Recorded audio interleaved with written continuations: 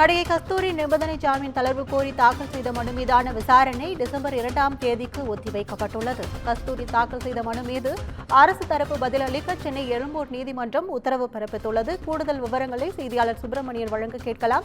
வணக்கம் சுப்பிரமணியன், கூடுதல் விவரங்கள். தெலுங்கு மக்களை இழிவாக பேசிய வழக்கில் நடிகை கஸ்தூரி கைது செய்யப்பட்டார். அதன் பிறகு நிபந்தனை அடிப்படையில் அவருக்கு எழும்பூர் நீதிமன்றம் ஜாமீன் வழங்கியது.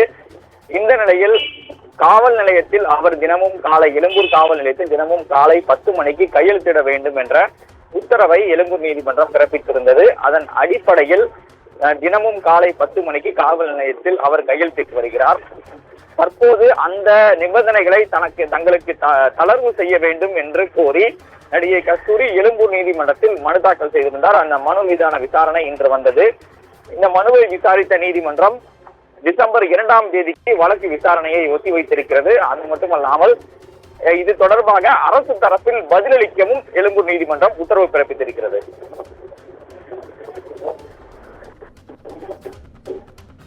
உங்கள் விவரங்களுக்கு நன்றி.